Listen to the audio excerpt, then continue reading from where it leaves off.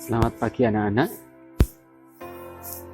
Hari ini kita akan mendengarkan firman Tuhan sebelum kita mengawali proses pembelajaran kita. Firman Tuhan terambil dari Hakim-Hakim 6 ayat 1 sampai 10. Hakim-Hakim 6 ayat 1 sampai 10. Demikian firman Tuhan. Gideon diangkat menjadi hakim. Tetapi orang Israel melakukan apa yang jahat di mata Tuhan. Sebab itu, Tuhan menyerahkan mereka ke dalam tangan orang Midian 7 tahun lamanya. Dan selama itu, orang Midian berkuasa atas orang Israel. Karena takutnya kepada orang Midian itu, maka orang Israel membuat tempat-tempat perlindungan di pegunungan, yakni gua-gua dan kubu-kubu. Setiap kali orang Israel selesai menabur, datanglah orang Midian, orang Amalek, dan orang-orang dari sebelah timur, lalu maju mendatangi mereka. Berkemahlah orang-orang itu di daerah mereka, dan memusnahkan hasil tanah itu sampai ke dekat Gaza, dan tidak meninggalkan bahan makanan apapun di Israel, juga domba, atau lembu, atau keledai pun tidak.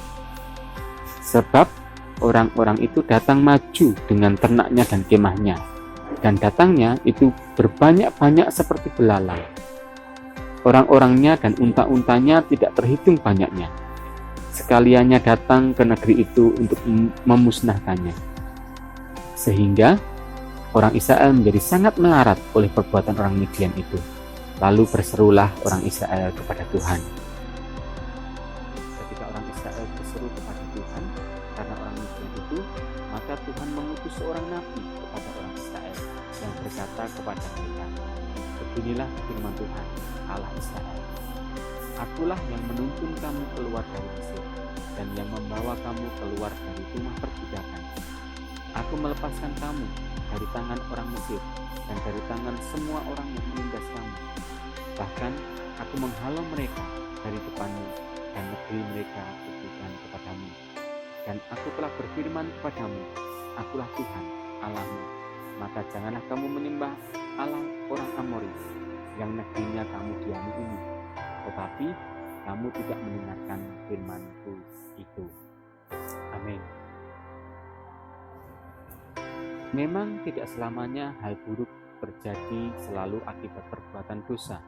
Namun, tidak dapat disangkal, kadangkala kesulitan datang karena perbuatan kita yang tidak sesuai kehendak Allah. Oleh sebab itu, dalam keadaan lancar maupun sulit, penting bagi kita untuk senantiasa mengevaluasi diri. Sayangnya, kesadaran untuk mengoreksi diri dan bertobat tidak dimiliki oleh bangsa Israel. Mereka memang datang kepada Tuhan ketika ditekan oleh bangsa Midian. Mereka juga berteriak meminta pertolongan dari Tuhan. Namun, dalam menjalani keseharian, mereka tetap berbuat dosa. Mereka mempraktikkan penyembahan berhala sebagai rutinitas. Hal ini terlihat dari tiang-tiang berhala dan patung Baal masih ada di tengah mereka. Situasi inilah yang terjadi dalam kehidupan Gideon. Ia tinggal di tengah-tengah bangsa dengan kualitas spiritual yang minim.